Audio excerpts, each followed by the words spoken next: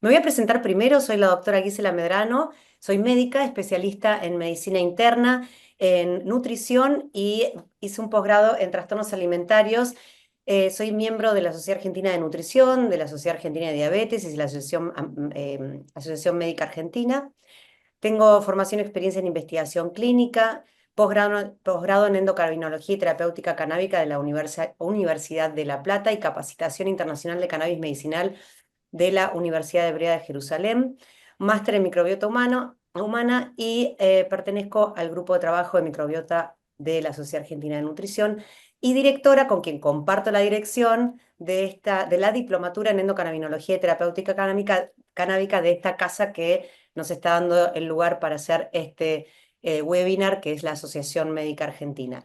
Y comparto esta dirección con el doctor Alejandro Anderson, que está aquí presente, que es médico graduado con diploma de honor de la Universidad de Buenos Aires, especialista en neurología, docente adscripto de neurología de la Universidad de Buenos Aires, máster universitario en neurociencias, director médico del Instituto de Neurología de Buenos Aires, posgrado anual en investigación clínico-farmacológica, presidente de la Fundación de Neurociencias, posgrado en endocannabinología y terapéutica canábica de la Universidad de La Plata, que fuimos compañeros, docente y orador de múltiples conferencias nacionales e internacionales sobre el uso terapéutico del cannabis, miembro de la Asociación Médica Argentina, de la Sociedad de Neurología Argentina y de la Sociedad Argentina de Electrofisiología Clínica.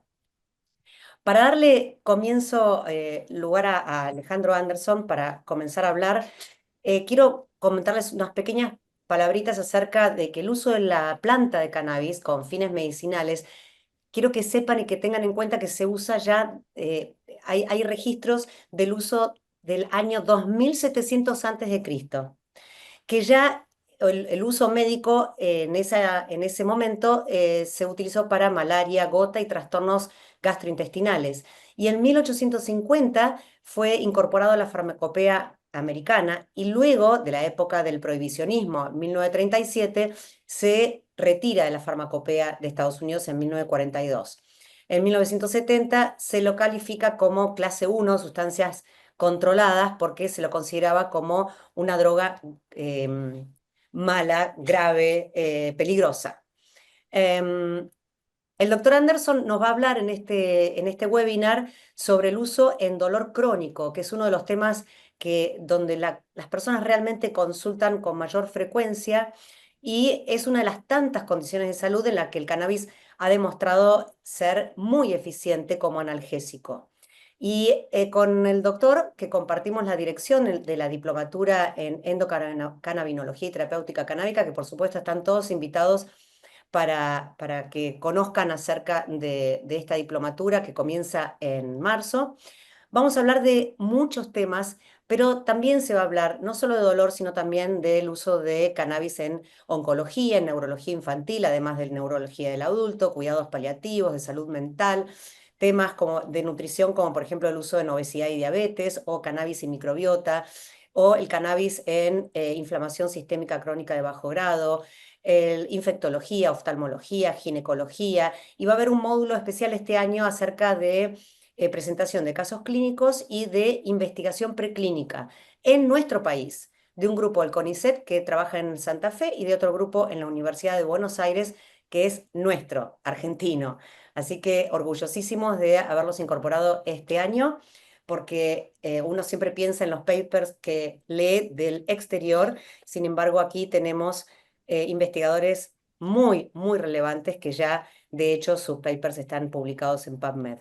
Así que ahora le damos sí lugar al doctor Alejandro Anderson, que nos va a hablar sobre el uso adecuado del cannabis medicinal en dolor crónico. Bienvenido, Ale. Bueno, gracias por invitarme, gracias a todos ustedes por venir y compartir este espacio con nosotros. Bueno, entonces como les contaba, espero que lo estén pasando bien y con ganas de arrancar la diplomatura de la Asociación Médica Argentina 2025. Estamos en el tercer año consecutivo. Y bueno, también que cuando termine la charla se lleven algún dato valioso o útil. El tema de hoy es cannabis como tratamiento del dolor. Ese es el punto importante. Y claro, entonces uno dice, a ver, ¿es útil? ¿En qué medida? ¿Para cuál tipo de dolor?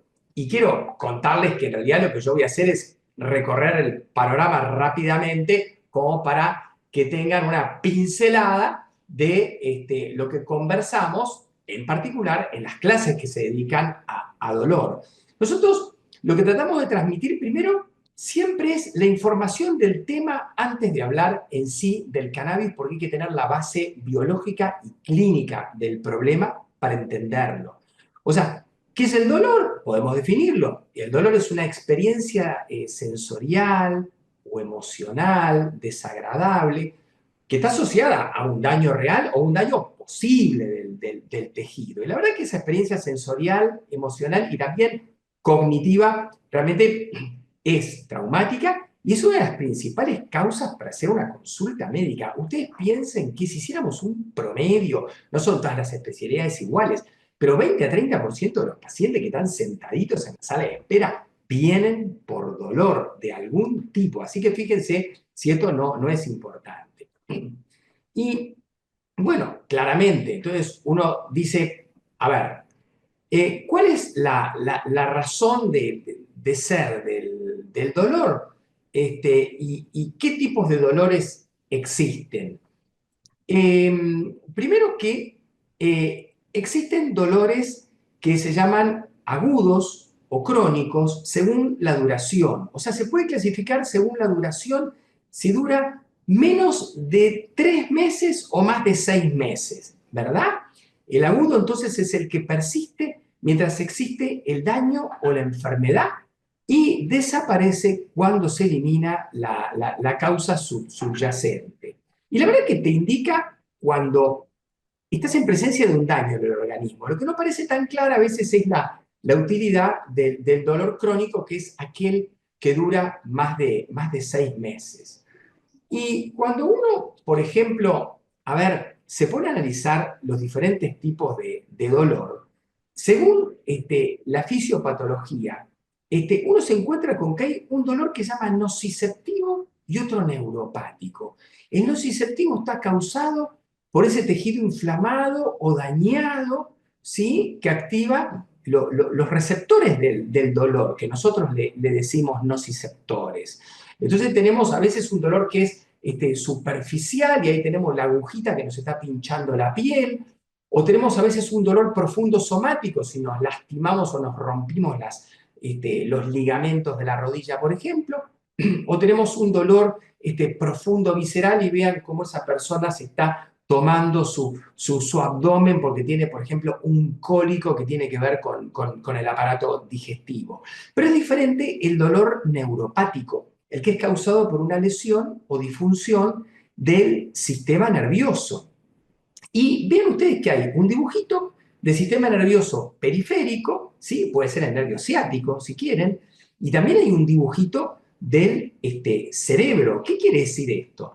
Que a veces el dolor no es porque en realidad tenemos algo que nos está irritando y lastimando, sino que se nos rompió la vía que transmite el dolor y estamos interpretando mal el dolor. Se llama dolor neuropático. Y ese dolor neuropático puede ser porque el daño del sistema nervioso es periférico, en una raíz de un nervio, o porque el daño del sistema nervioso es a nivel del cerebro, y ahí tenemos un paciente que, por ejemplo, tuvo un infarto en el tálamo, o un paciente que tiene una lesión por esclerosis múltiple, ¿sí? Eso es dolor neuropático central. Es interesante acordarse de esto porque las principales indicaciones del cannabis tienen que ver con el dolor neuropático, tanto central como periférico. Y de lo que hablamos antes, de agudo y de crónico, el cannabis es básicamente para el dolor crónico. Así que el dolor crónico neuropático forma parte del mundo, básicamente, de las indicaciones del cannabis medicinal. Respecto del tema del dolor, a ver, tengan en cuenta que el dolor no se ve. O sea, si el paciente tiene diabetes, le pido la glucemia, le pido la hemoglobina glicosilada, etc. No, no. Acá lo relata el paciente, lo describe como puede. hay muchísimas, pero muchísimas descripciones de dolor. Y ahí uno tiene que poner en juego la habilidad semiológica. Hay que saber escuchar al paciente. Vean ustedes los diferentes tipos de dolor que existen. Realmente esto parece como el sistema olfatorio. Vieron que las palabras no alcanzan para describir los diferentes tipos de perfumes, de olores, etc. Bueno, acá también se torna muy difícil describir y cuantificar. A ver, hay dolores lancinantes, urentes, opresivos, sordo, fulgurante, hay dolor pulsátil como que late, hay dolor cólico que empieza, que aumenta, que llega a un valle, que después baja, ese es el típico de las vísceras huecas, ¿no? Aparato digestivo o también las vías renales, dolores gravativos, y al lado yo les pongo la descripción de cada uno. Esto es ilustrativo para que vean el mundo del dolor, qué variado que es, sumamente interesante. Y además, según la fuente, el dolor no siempre es físico. Existe el dolor psicológico y el dolor social, pero todos tienen una vía final y común, que es un lugar del cerebro que lo interpreta, una parte del cerebro que lo entiende, cognitiva, pero otra parte del cerebro que lo sufre y que es emocional. Ahí tenemos la corteza cingulada anterior, dorsal del lóbulo frontal, donde se origina la sensación desagradable, displacentera del dolor. ¿Sí? O sea, el dolor emocional o social es una experiencia subjetiva, displacentera, angustiante, ¿sí? Y eso también forma parte de la pérdida de calidad de vida del paciente, y eso podemos también tratarlo. Interesante tener en cuenta que el cannabis no solamente actúa en bajar el numerito, la cuantificación del dolor, sino que el grado de importancia que el paciente le da al dolor también lo mejora. Así que actúa también en ese otro aspecto no tan cuantitativo y que sí tiene que ver con ese sufrimiento emocional de una parte del sistema nervioso. En función de la intensidad, agarramos la regla de 0 a 10 y entonces decimos 1, 2, dolor leve, nos distraemos por cualquier cosa y nos olvidamos del dolor. Ya 3, 4, 5, 6, ya es moderado. Cuando hacemos otra cosa, más o menos podemos funcionar, pero nunca nos dejamos de olvidar del dolor. Y ya cuando vamos 8, 9 o 10, no podemos ni pensar siquiera, y los pacientes no pueden hacer ningún otro tipo de actividad. Así que existen dolores leves, dolores moderados, pero también dolores severos muy discapacitantes. Recuerden, si ustedes han tomado contacto con algún paciente que tiene una neuralgia del nervio trigémino, lo que puede llegar a sufrir el paciente y lo discapacitado que puede estar. Es interesante medir el dolor de esta manera, pero no es el único aspecto para poder evaluarlo. Después, por el otro lado, no tenemos que olvidarnos de que hay enfermedades dolor.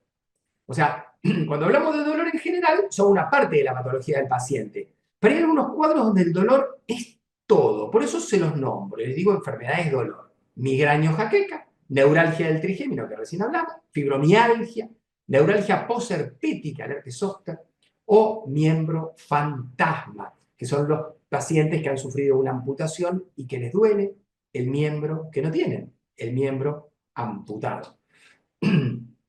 Cuando hablamos de dolor como problema médico y motivo muy frecuente de consulta, no hablamos de dolor agudo, hablamos de dolor crónico. Tengan en cuenta eso. Y como les decía, motivo frecuentísimo de consulta.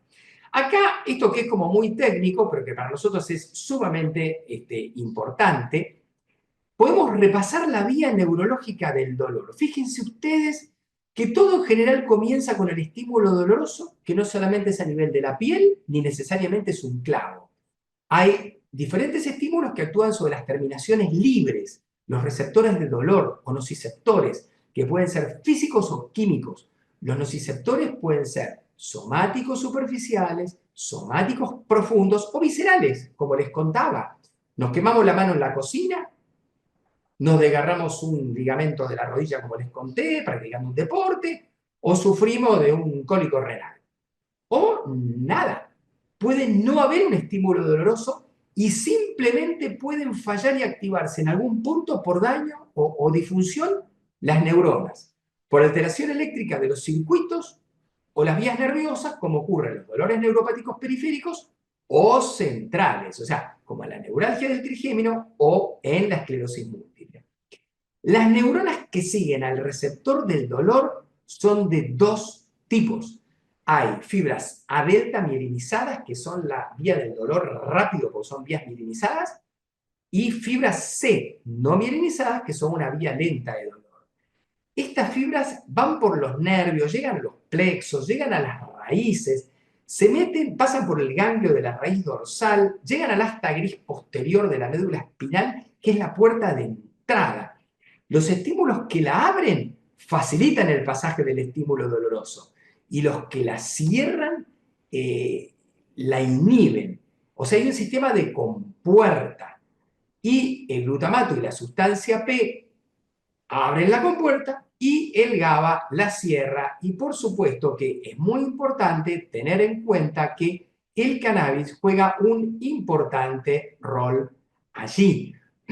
El asta gris posterior de la médula espinal tiene un nivel de elaboración del dolor muy importante. Tiene muchas capas de neuronas que reciben cada una según provengan, de donde provengan los estímulos de músculos, de articulaciones, de piel, de vísceras, y además ordena según la región.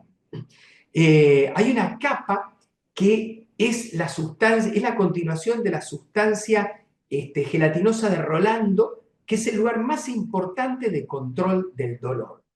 Bueno, en este lugar, la sustancia gris del asta posterior de la médula espinal, donde se conectan las neuronas, donde se arma parte del mecanismo que genera el dolor crónico. Afortunadamente vamos a ver que hay un montón de receptores al cannabis y es allí donde tendríamos la posibilidad de romper ese loop que autoperpetúa el dolor crónico. Hay otra neurona que después sube, que se mete por sistema nervioso central, es una vía larga, el haz espinotalámico, hay un espinotalámico nuevo, el neoespinotalámico, hay uno viejo, que es el palioespinotalámico, que terminan llegando a la parte de la corteza cerebral, luego de pasar por el tálamo. Hay uno que va a la parte emocional y hay otro que va a la parte cognitiva, ¿sí? Y todo esto vamos a ver en breve cómo tiene que ver con la explicación que les vamos a dar sobre cómo continúan las vías del cannabis. Pero lo más importante, lo más interesante, es ver que hay circuitos de dolor crónico que se autoperpetúan y que el estímulo termina perdiendo importancia. Se parece al miembro fantasma, porque ¿vieron cuando me duele el dedo de la mano que me amputaron? Bueno, acá, en este esquema vemos el incendio que se arma en el asta posterior de la médula espinal y cómo perpetúan el dolor las sustancias proinflamatorias y prodolor, liberadas por la neuroglía en el asta gris posterior, que son las mismas que conocemos en la inflamación de partes blandas. Esas mismas sustancias químicas están en esa parte de la médula espinal. Ahora, uno dice, bueno, ¿qué remedios, qué tratamientos hay para el dolor? Miren, a ver, tenemos los antiinflamatorios no esteroides, tenemos los corticoides, tenemos los opioides, antiepilépticos, antidepresivos y tenemos el cannabis. Y si tenemos el cannabis, ¿qué podemos decir del cannabis? Podemos decir alguna serie de cosas muy interesantes. Miren los puntos de control de la vía del dolor por parte de los cannabinoides. Todo lo que les contamos antes, vean cómo se pueden superponer acá las hojitas que van mostrando los receptores a lo largo de la vía. O sea, ¿cuál es el contacto entonces de todo esto con el cannabis? Que afortunadamente hay muchos receptores cannabinoides localizados a lo largo de los circuitos del dolor. Los receptores cannabinoides están en los tejidos periféricos no neurológicos, en las terminaciones neurológicas periféricas, en los ganglios dorsales, en el asta posterior de la médula espinal, que es un sitio clave porque genera el dolor crónico, en los diferentes puntos de las vías que suben por el sistema nervioso central, en el tálamo, en la corteza cerebral e incluso en las vías descendentes, que son las que tratan de controlar el dolor. ¿Y cómo puede seguir este cuento? Y este cuento puede seguir de muchas maneras, pero uno dice, ¿qué tipos de cannabis serán útiles para el tratamiento del dolor? ¿No? A ver, ¿de dónde partimos? ¿Cuántos tipos de cannabis hay? La verdad es que hay muchas formas farmacéuticas, tinturas, resinas, cápsulas, cremas, bálsamos, parches, fórmulas para vaporizar o dentro de liposomas, etcétera. Pero también no solamente formas, sino fórmulas con más o menos CBD, THC, CBN, cannabigerol, tetrahidrocannabivarina, etcétera, más los terpenos, más los flavonoides. O sea, tenemos todo un mundo farmacológico que parte de la planta de cannabis. Y véanlo acá de mejor manera. Fíjense ustedes si no es amplio este mundo. Esta placa les muestra la complejidad química de la planta de cannabis. 140 cannabinoides, 120 terpenos, flavonoides, azúcares, aminoácidos, esteroides, 560 productos químicos diferentes, ¿sí? En cada planta hay 700 plantas bien diferentes, en realidad hay más de 15.000. Y es esta complejidad química la que tenemos que estudiar, la que tenemos que entender y la que tenemos que manejar para las diferentes formulaciones de cannabis y los diferentes tipos de cuadros. Y acá estamos hablando, obviamente, del tema dolor. Ven ustedes cómo se puede clasificar tradicionalmente el cannabis. Tenemos híbridos a predominio índica, tenemos híbridos a predominio sativa. Disculpen que yo pase estas placas rápido, pero les quiero dar un pantallazo. Esta es la idea, ¿sí? Todos habrán escuchado hablar de esto. También se puede clasificar, como para tener algo un poquito más exacto, al cannabis en forma de quimiotipos, quimiotipo 1, 2, 3, 4 y 5, el 1 que domina el THC, el 2 que es el equilibrado, el 3 que domina el CBD, y después el 4 y 5 que son distintos, el 4 predomina el cannabigerol, y el tipo 5 predominan otros cannabinoides, van apareciendo muchos cannabinoides, va creciendo el mundo de la endocannabinología, estamos empezando a hablar de la tetrahidrocannabivarina ahora, etcétera, incluso también del cannabinol muy utilizado para los trastornos de sueño. Acá tenemos otro enfoque cuando hablamos, por ejemplo, de un quimiotipo, como el quimiotipo 3. ¿Son todos iguales? No, miren todo el mundo que se arma y cómo se ramifica y cómo en cierto sentido se va haciendo más complejo el mundo y también la elección. No es que uno al paciente le dice, mire, le indico un quimiotipo 3. Ah, ¿cuál quimiotipo 3? Acá tienen todo un mundo de quimiotipos 3 para indicar. Volviendo a aterrizar, ¿no? En el tema cannabis, quiero contarles algo interesante que es un poco histórico, pero para fines del 1800, Sir William Brock O'Shaughnessy fue un personaje fundamental, muy interesante. Él en 1843 hizo unas publicaciones que fueron conocidas en el mundo occidental, hablando de las propiedades del cáñamo de la India, algo que él desconocía por completo, siendo un joven médico irlandés que fue a hacer una especie de posgrado, digamos, a Calcuta, y gracias a él esto entró en la farmacopea, y fíjense cuál es la frase de Russell Reynolds, el médico personal de la reina Victoria. Decía, en casi todas las enfermedades que cursan con dolor, he encontrado que el cáñamo indio es por lejos la más útil de las drogas. Eso decía a fines del 1800 el médico personal de la reina Victoria. las cosas, bueno, después evolucionaron históricamente de otra manera, como contaba Guise en la introducción. Pero ven ustedes qué interesante es esto también para poder entender hoy en día cuánto se está trabajando en la planta. Uno dice, a ver, bueno, vamos al tema del dolor. ¿Qué hay de cannabis y dolor? ¿Hay trabajos publicados? Miren, yo les cuento, no tienen más que verlo. Cuando uno escribe cannabis en el PubMed, aparecen más de 37.000 trabajos científicos. Cuando uno pone cannabis medicinal, aparecen más de 15.000. Y cuando uno pone cannabis y dolor, aparecen 3.500 papers. Así que fíjense ustedes, si no tenemos para entretenernos y si no tenemos para estudiar y para conversar en este curso. Yo simplemente les voy a contar algo muy cortito respecto de algunos trabajos experimentales. Es importante lo experimental porque, claro, las ratitas y los ratoncitos son como más cuantificables, no juega tanto ese efecto placebo que a veces nos complica en los seres humanos. Miren ustedes, miren. Acá tenemos varios trabajos científicos y lo que se ve es que la activación de un receptor cannabinoide, que es el CB2, bloquea la lodinia, que es cuando a uno lo tocan y tiene que sentir que simplemente lo tocan.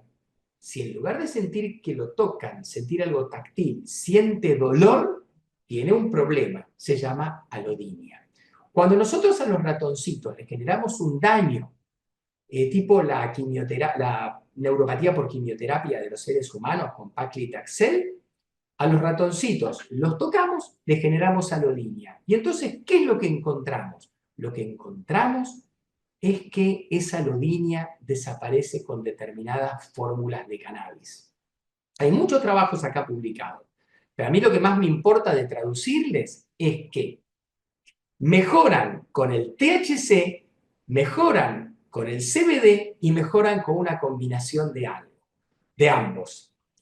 ¿Qué es lo interesante del mensaje para después hablar de un concepto que se llama la interacción de los propios cannabinoides? La interacción positiva, que se llama efecto entourage o séquito. Que nosotros con 10 miligramos kilo peso de THC logramos el mayor efecto de control de la alodinia de los ratoncitos. Si queremos recurrir al CBD, tenemos que llegar a 20 miligramos kilo peso para sacarles la alodinia. Pero ¿saben ustedes qué pasa si combinamos ambos productos en la misma fórmula? Que vamos a usar 0,31 miligramos por kilo peso y 0,625 de THC y de CBD. Estamos usando 30 veces menos dosis. Por eso es que nosotros en el curso les vamos a hablar mucho de las fórmulas full spectrum, que son las que conservan gran parte de todo el contenido químico de la planta. Hay un montón de trabajos científicos. Ahora yo les voy a decir con cuál me quedo de la lista. Vamos a repasar y saltear hasta llegar, perdón, que voy para atrás, disculpen, ahí está, el que yo quería llegar es este de acá, me lo había pasado. Bueno, miren, este trabajo es, perdón, disculpen un segundito, estoy por acá, ahí estamos. Este es un trabajo clínico de la Universidad de México. Acá 3.000 personas se hicieron más o menos 20.000 administraciones de cannabis. Todas por dolor, 5 categorías de dolor, 5 categorías. Dolor musculoesquelético, gastrointestinal, neuropático, relacionado con el dolor de cabeza o no especificado. ¿Saben qué pasó con los pacientes? Que mejoraron la mayor parte, un 30% el dolor. Y de estos pacientes que mejoraron, tanto el THC asociado al CBD, el CBD, el Nabiximols, que es una mezcla 1 a 1, es un spray de THC y CBD, El dronabinol, que es un THC sintético, y las flores de cannabis, todas fueron útiles. Todas fueron mejores que el placebo. Pero las que tuvieron mejor resultado, las fórmulas que resultaron mejores fueron las flores y las formas farmacéuticas altas en THC. Esto significa que todos los componentes de la planta son importantes y que el THC también tiene su rol fundamental. Van a ver a lo largo del curso la importancia que tiene para el dolor y la importancia que tiene para el control de la espasticidad, entre otras cosas. Y que es muy interesante la asociación, sí, por supuesto, con el CBD, pero tiene sus características. Acá paso una serie de placas porque son muchos trabajos científicos, pero vean ustedes cómo actúa el cannabis para mejorar el dolor crónico. Ven ustedes cómo el dolor crónico se autoperpetúa y el estímulo pierde importancia. Se genera esa neuroinflamación medular y por más que no esté el estímulo, el paciente le sigue el dolor y le sigue el dolor y el paciente consulta y lo estudiamos, no le encontramos nada. Bueno, lo que tenemos que hacer es actuar en los puntos de control de la vía del dolor, ¿sí? Donde pegan en los receptores los cannabinoides para lograr controlar ese dolor crónico. Y ven ustedes qué tema interesante. Lo interesante es que nosotros, y les voy a mostrar solamente este trabajo científico, pero me importa mucho, porque quiero mencionarles algo que ya les comenté rapidito, que es un efecto particular que tiene el cannabis, y es el de actuar sobre el componente emocional del dolor. Esta investigación de una Neurology 2018 muestra que la analgesia se relacionó, o sea, la disminución del dolor, con la modificación de la conectividad cerebral. A ver, la analgesia inducida por el THC mostró una reducción en la conectividad de las neuronas entre la corteza cingulada anterior y la sensoriomotora. O sea, ellos en este trabajo no solamente miden si el paciente mejora el dolor, sino miden haciendo un mapeo cerebral a través de una resonancia magnética funcional el grado de conectividad que hay entre el área del cerebro que entiende el dolor y el área del cerebro que siente el dolor. Entonces, acá este trabajo muestra que la corteza cingulada anterior y la corteza prefrontal, dorsolateral, ambas en el lóbulo frontal, dos áreas principales de modulación cognitivo-emocional y sus conexiones con las áreas somatosensoriales que están involucradas funcionalmente en el efecto analgésico del THC, en el dolor crónico, se desconectan y son paralelas a la disminución del componente emocional del dolor. ¿Y esto qué tiene que ver? Tiene que ver con que muchas veces nosotros conversamos con los pacientes en el consultorio y les preguntamos, ¿estás mejor del dolor? ¿Cuánto menos te duele? Mire, me duele un poco menos. Entonces digo, ¿no te mejoró mucho? No, no, no, no, no, no. Me mejoró un poco, pero no me molesta. O sea, el paciente a veces separa el no me mejoró mucho, la cuantificación, con el no me molesta, que me olvido del dolor todo el día y puedo trabajar. O sea, el cannabis, además de actuar en la parte más cuantitativa del dolor, como actúa en el resto de los analgésicos, el cannabis actúa en el componente emocional del dolor. Y por eso es que tendríamos que mejorar las escalas para medir cuánto mejora el dolor crónico del cannabis. No solamente tenemos que cuantificarlo, sino que tenemos que tener una escala cualitativa que apunte a esto. Por eso es que tantos pacientes prefieren seguir con estos tipos de tratamiento. Bueno, vuelvo ahora simplemente a contarles algo. Bueno, ¿cuáles son los tipos de cannabis para el tratamiento del dolor? Hay presentaciones fundamentales por datos clínicos, están los aceites, los extractos naturales full spectrum, con diferentes relaciones de THC, CBD, CBG, tetrahidrocannabivalina, por supuesto la marihuana inhalada, fumada o vaporizada, hay vaporizadores herbales, ya los vamos a mostrar, las combinaciones con terpenos que se están usando cada vez más, Está el dronabinol y la nabilona, que son formas sintéticas, el ácido julénico, que es un cannabis, otro cannabis sintético más experimental, y ahora se están ensayando nanoemulsiones de cannabis con una biodisponibilidad y absorción muy rápida para el manejo del dolor agudo. Acá muestro rápidos frasquitos, goteritos con los cuales caen los pacientes al consultorio y nos muestran y nos preguntan. Siempre que ustedes vean esto, por favor, no hay ningún problema en usar diferentes fuentes de cannabis, pero tenemos que conocer la fórmula, tenemos que conocer la cromatografía, porque si no, no sabemos de qué estamos hablando. Las principales entidades neurológicas en las cuales se ha estudiado el dolor con ensayos clínicos controlados son la esclerosis múltiple, dolor por espasticidad neuropático central, los pacientes que tienen dolor por neuropatía por HIV, los dolores neuropáticos periféricos y la avulsión, el daño del plexo braquial y bueno, las radiculopatías. Los efectos, además que dándole al paciente THC y dándole CBD en sus diferentes relaciones, además actuamos en otros aspectos, no solamente está el analgésico, sino que está el tema de la espasticidad, el efecto psicoactivo, cambiamos el apetito, antiemético, broncodilatador, neuroprotector, el CBD también de muchos otros efectos, como ser ansiolítico, ser inductor del sueño y ser antiinflamatorio, además de neuroprotector. En cuanto a la seguridad de efectos adversos, básicamente el CBD tiene muy pocos efectos secundarios, sustancia segura para tomar.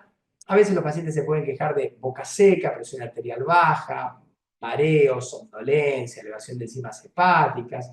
Si la dosis es alta y usamos THC, puede haber excitación o afectación de la memoria y alguna alteración transitoria en la percepción del tiempo. Pero la verdad que incluso en ancianos los cannabinoides tienen un perfil de acción sumamente seguro y se debe considerar el tratamiento cuando hay otras opciones que fallan. Así que el tratamiento con cannabis es un conocimiento muy dinámico, en permanente crecimiento. El tratamiento del dolor no es la excepción, siempre estamos estudiando y aprendiendo, más hoy en día que todo tan dinámico.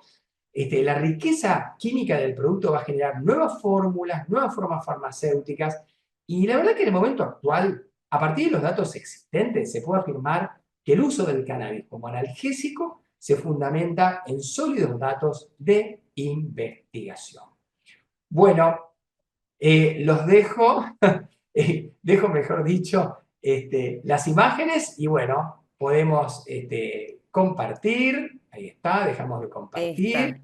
vuelvo acá y Ale, siempre vamos a tan ver. claro. Amo escucharte porque sos tan claro. En la Diplo, cuando hablas también de Alzheimer, de Parkinson, de esclerosis múltiple, no me acuerdo ahora qué otro tema más que das así súper importante. Sos tan claro en cosas de neurología que son tan difíciles de entender muchas veces, ¿no? Porque en neurología en la facultad era como que la materia, el cuco, era la materia fantasma.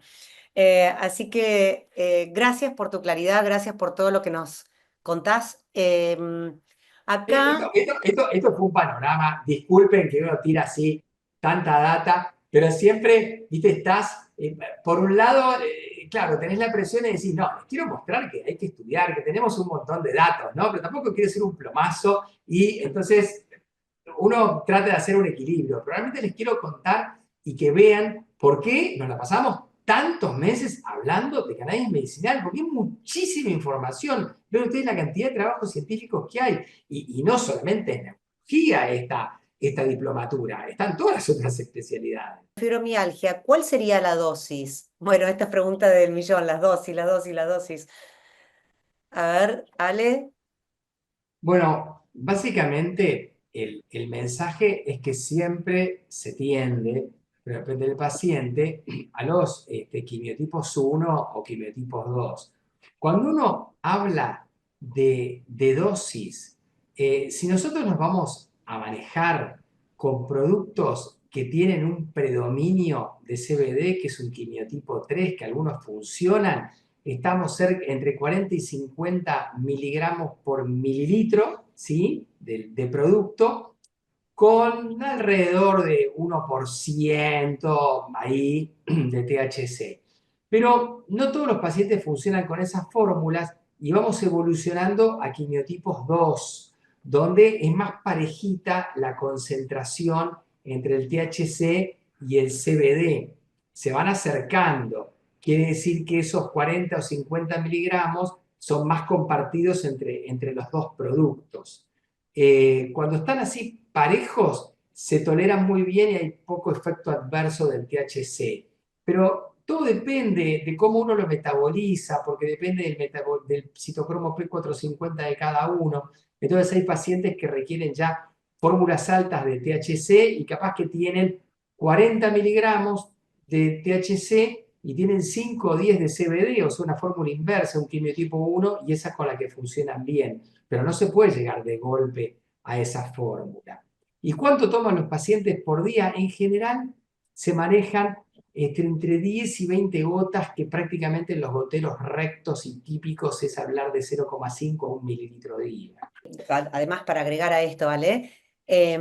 Si tienen un cultivador que no les puede decir cuántos miligramos por mililitro tiene, eso ustedes lo pueden llevar a cromatografiar. Si no lo pueden llevar a cromatografiar, pero el cultivador les asegura, por ejemplo, que tiene una dilución determinada, que tiene un ratio, es decir, una proporción de THC y CBD determinada, y es lo que el profesional de la salud les indicó, el médico o la médica les indicó, entonces pueden ir también sabiendo que esa es la fórmula que a ustedes les resulta y van utilizando ese aceite. De todas formas, siempre una fórmula u otra se inicia de menos a más. Recuerden que en cannabis es menos es más.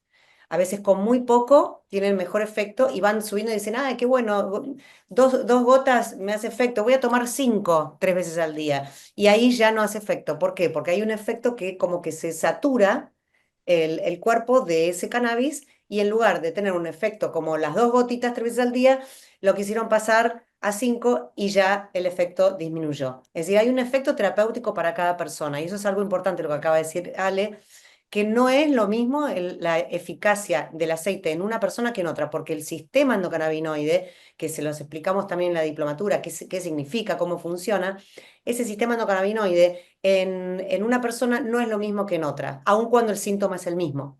Entonces, el cannabis que va a actuar sobre ese sistema endocannabinoide va a ser diferente con un tono endocannabinoide destruido o aumentado que con una persona que tiene un sistema endocannabinoide con un tono disminuido. Generalmente en el dolor está disminuido ese tono endocannabinoide, pero bueno, es importante saber que en cannabis no es la fórmula exacta para todo el mundo, sino que es la fórmula personalizada para cada uno. Ustedes piensen que Eh, es como muy indirecto. Quiero decir, no es que el cannabis, viste, va y ¡tuc! Actúa en un lugar. No.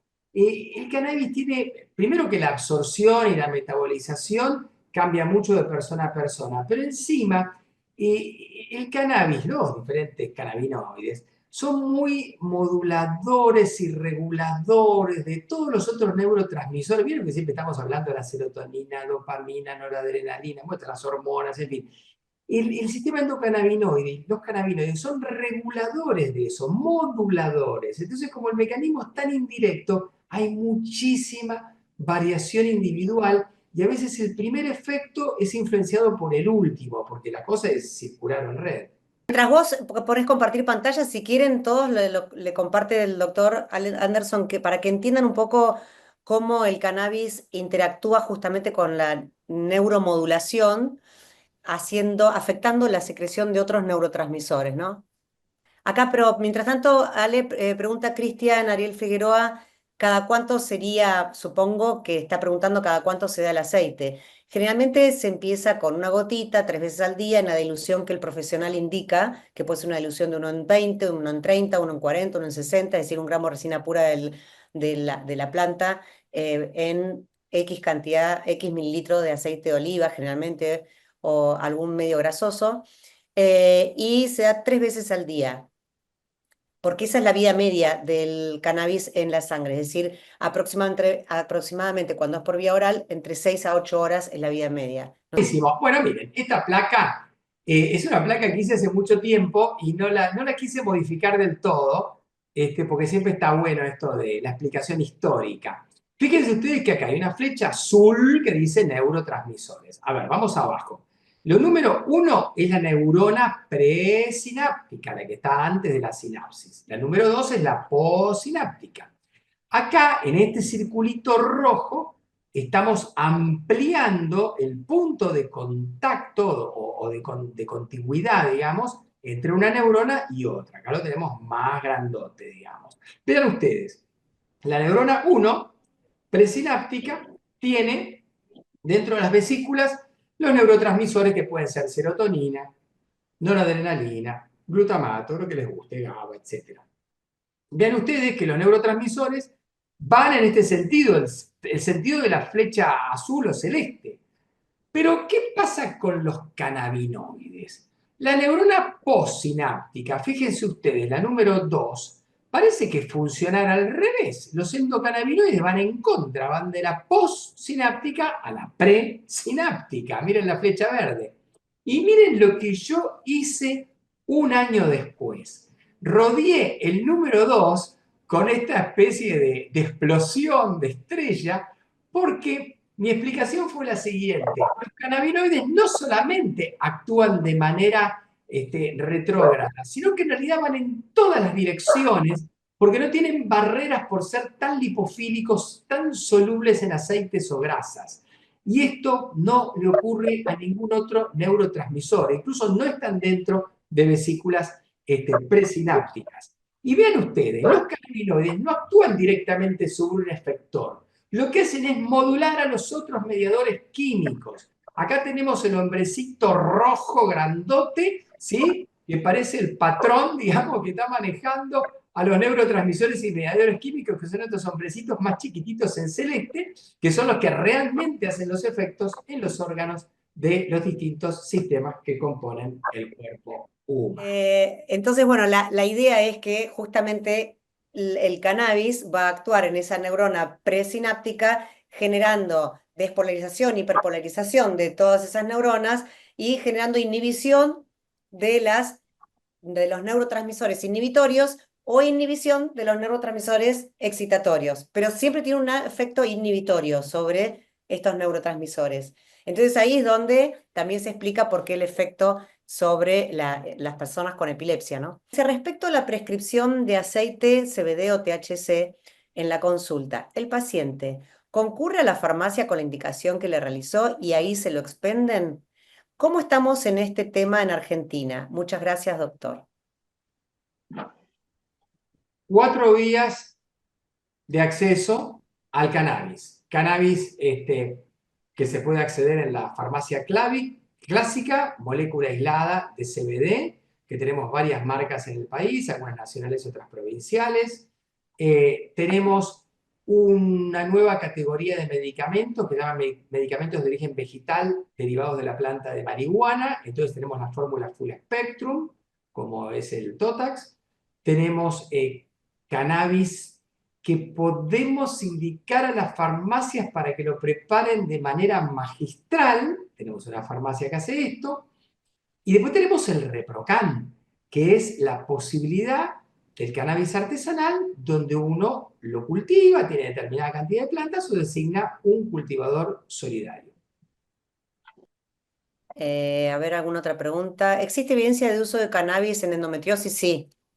Y hay un módulo especialmente hablando de ginecología, donde se habla no solo de endometriosis, sino también de oncología en aparato reproductor femenino.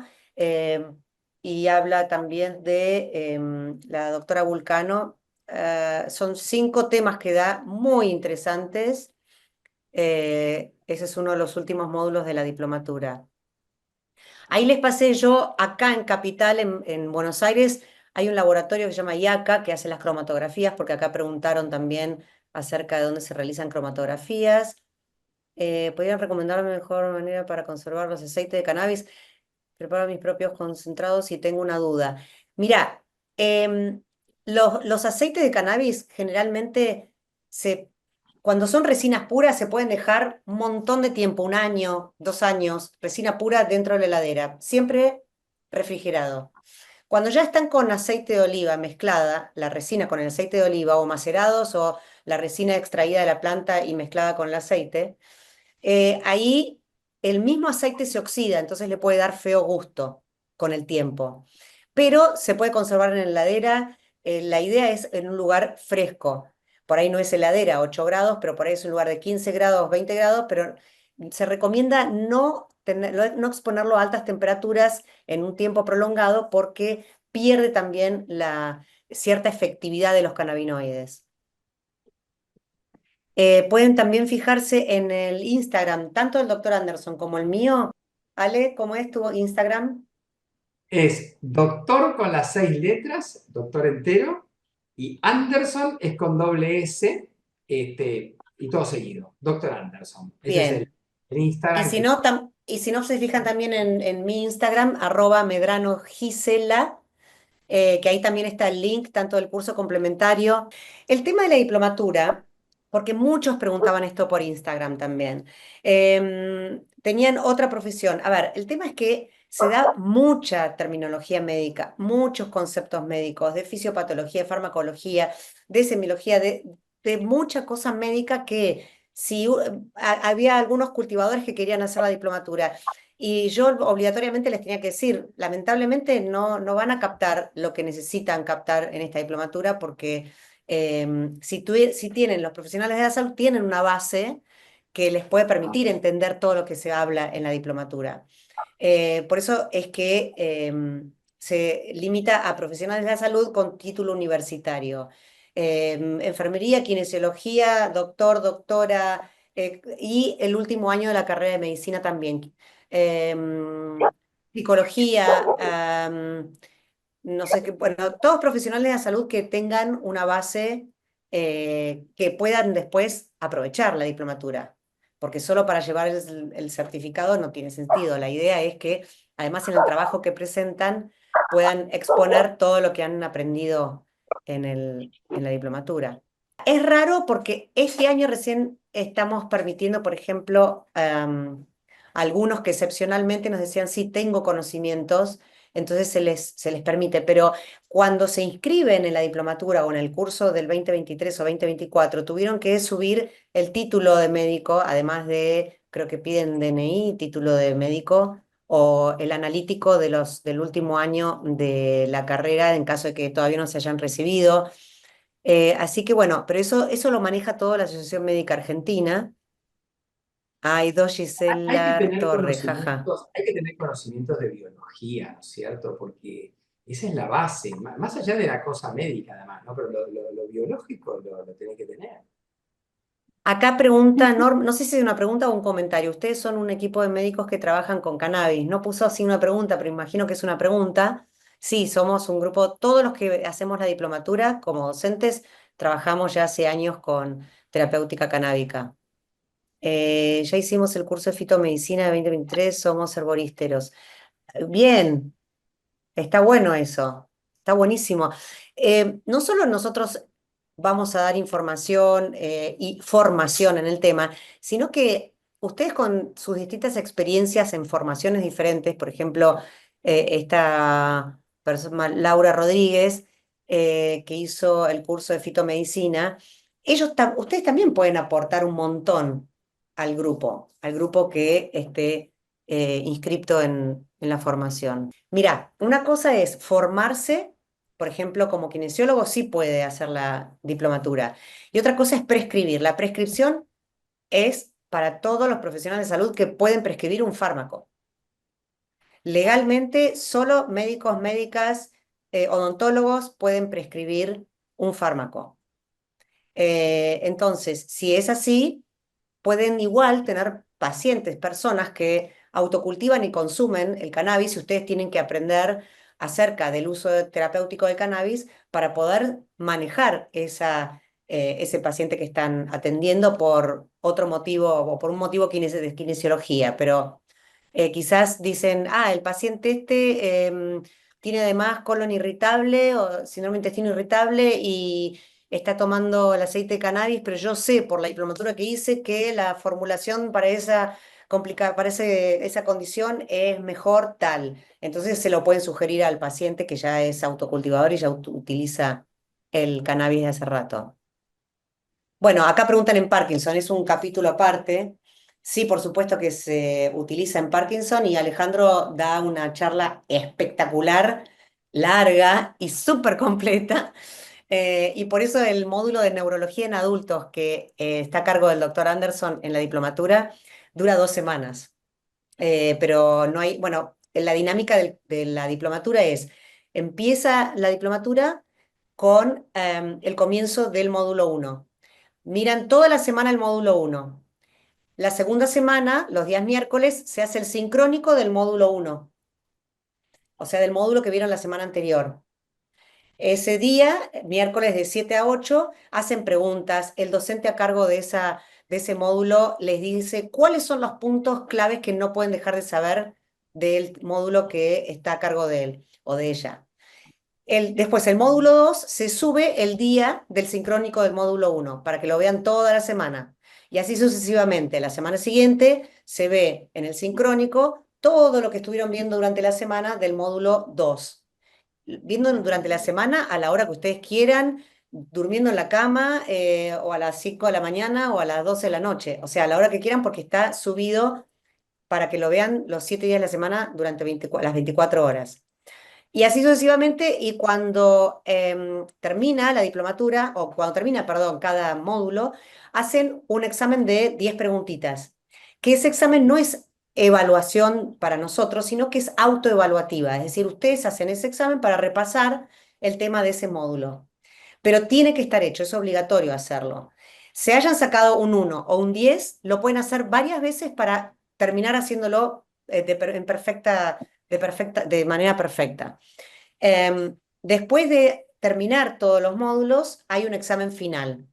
Y el examen final las personas están para hacer el examen final, aquellas que hayan visto todos los videos del sincrónico, perdón, del asincrónico, todas las clases, que hayan, ¿cómo se llama? Que hayan hecho las preguntas de esas 10 preguntitas de cada módulo, que hayan respondido a una encuesta, que son 2 preguntas después de cada módulo para evaluar cada docente, y haber estado presente en las clases sincrónicas, por lo menos en un 80% de las clases. Y ahí pueden hacer el examen final, que son 30 preguntas, que son, a esa altura, ya van a estar ejercitados, pero a full, en estar respondiendo preguntas de múltiple choice, porque van a estar haciendo ese ejercicio módulo tras módulo. Entonces, el examen final se hace con 30 preguntas, se determina una hora de un día y en esa hora ustedes pueden responder esas 30 preguntas. Nosotros estamos todo el tiempo para ayudarlos, así que la idea no es matarlos, sino justamente que ustedes salgan aprendiendo, a la fuerza, después de varios intentos, pero aprendiendo. El examen final no tiene recuperatorio, no tiene varios intentos, por eso siempre les decimos practiquen, practiquen las preguntas de los módulos anteriores. Y después un trabajo, que el trabajo se puede hacer grupal o en forma individual. Eso es lo que la AMA nos pedía como requisito para que sea una diplomatura, además de la cantidad de horas del curso. Entonces, ese examen final o ese trabajo final lo pueden presentar en forma individual o grupal, no más de 5 personas juntas, y se presenta o se defiende en forma sincrónica. Y está en la plataforma todas las fechas que se puede presentar el trabajo final, que puede ser una monografía que no exceda 5 páginas, puede ser un caso clínico que hayan visto ustedes o que hayan pedido a algún profesional que conocen, o quizás un profesional dentro del grupo de 5 está ya trabajando con cannabis y ese facilita un caso clínico y lo desmenuzan entre todos, porque está bueno eso también, que haya, no sé, un psiquiatra, un clínico, una ginecóloga, diferentes especialistas que puedan dar cada uno su punto de vista de ese mismo caso clínico que quizás, no sé, una ginecóloga lo vio desde su punto de vista y no desde los otros. Está buenísimo cuando se arman grupos de trabajo para presentar este trabajo final, porque realmente es súper enriquecedor para todos, para nosotros que lo escuchamos y para ustedes que lo hacen. Así que bueno, creo que ya conté todo, pero igual se meten en el link y todo esto que les conté está de manera más prolijita, explicado, y está el programa también con todos los módulos explicando cada detalle de lo que se va a hablar en cada módulo y cuál es el profesional que lo va a dar. Está la doctora Paola Pineda, que es de Colombia, está el doctor Mariano García de Palau, que es español, que son dos líderes de opinión en terapéutica canábica. Así que más allá de Marcelo Morante también, que es otro referente en Argentina, que es quien empujó un poco el tema de la ley de cannabis acá en Argentina y el que empezó con esta lucha, ¿no? Para que el cannabis sea legal y que pueda ser, que esté al alcance de todas las personas que lo necesitan.